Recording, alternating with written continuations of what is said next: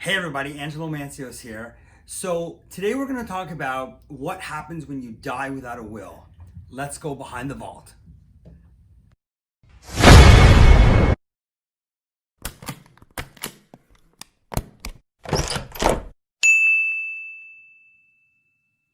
All right, so let's talk about what happens if you die without a will. Now, we're going to talk about what happens in the province of Ontario, and it's going to differ from province to province or country to country, and but the concepts are pretty much going to be the same. The ideology of what we're going to talk about and the ramifications are going to be the same. So let's talk about what happens. So you pass away in Ontario, you don't have a will, you're now deemed to be what's called intestate. So what's going to happen is that the court is going to appoint you an executor who's going to go through your estate and start to figure out a way to divide it. Now, let's talk about what happens if you're married and you die intestate, you don't have a will. There's a specific formula that's used when it comes to putting a will together. Because everybody technically in the province has a will, they're given one that's pre-written, sort of a one-size-fits-all by the province. And of course, you can always create your own will, which talks about what you ideally want. We're gonna make a video on that down the road. So let's talk about the formula that the province uses if you are intestate.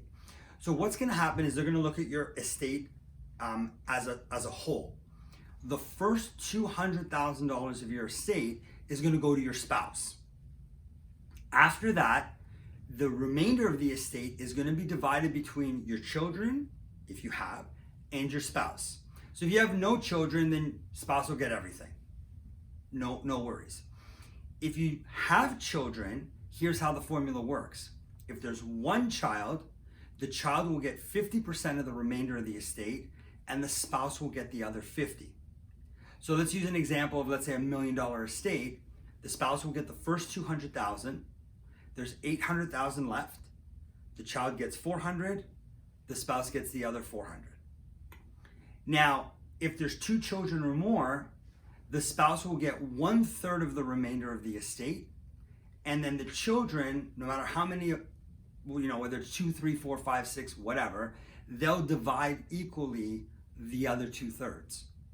So here's where it gets a little tricky. Let's say you're in a situation where you die intestate, you have a spouse, you have children, and the assets have to be divided up. Well, let's say the only asset is the matrimonial home.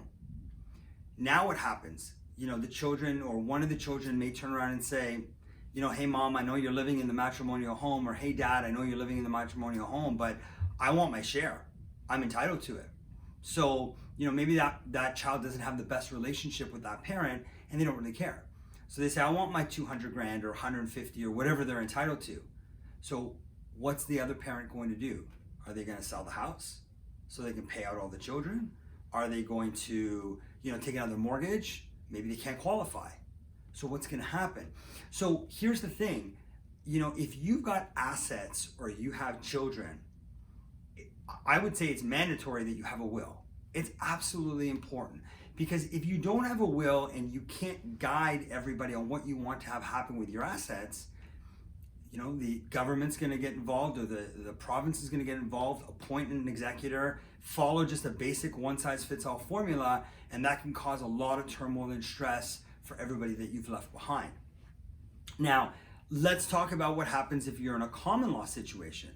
If you're in a common law situation, guess what? The spouse is not entitled to anything. The first thing that happens is the estate goes to the children.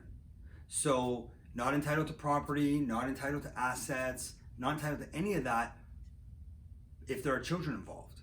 So what do?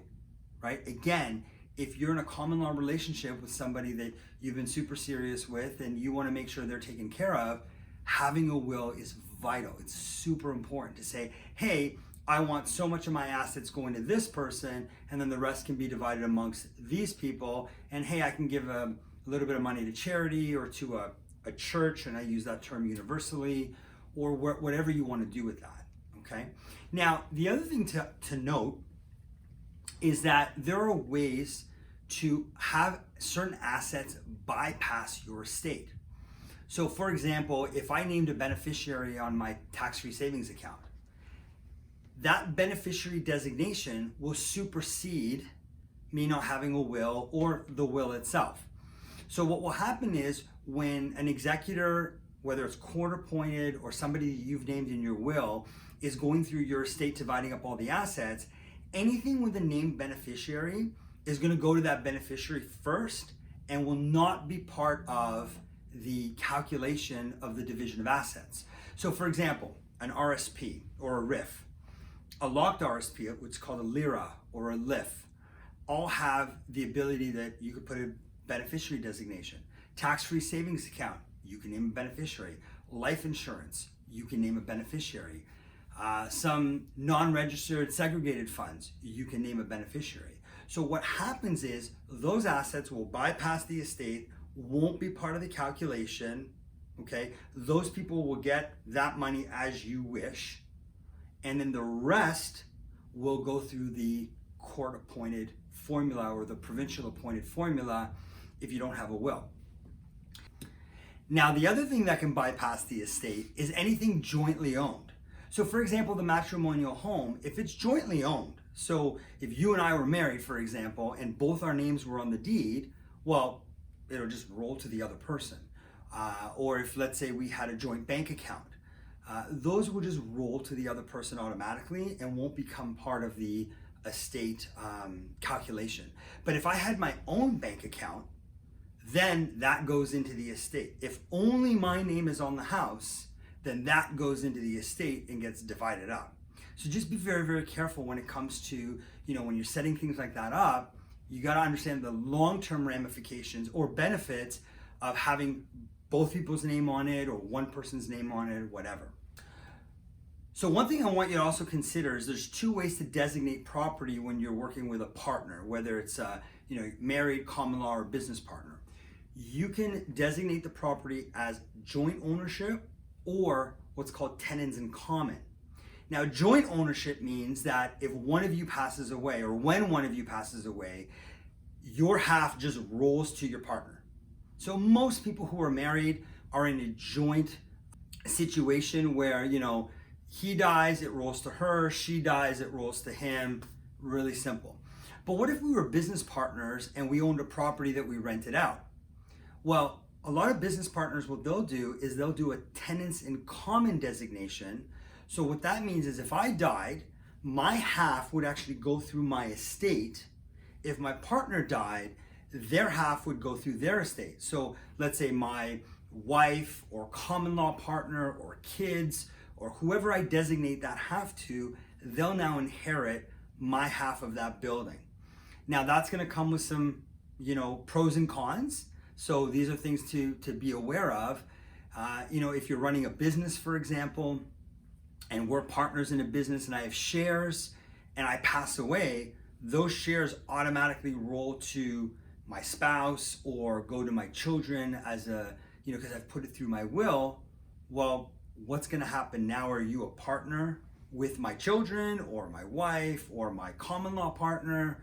So a lot of business owners, what they'll do is they'll utilize a buy-sell agreement in the event of someone passing away, that the person inheriting the shares or the estate of the person passing away automatically agrees to sell the shares back to the company. So now the person owns it all and the estate still gets their value for those shares. So a lot of information in this video.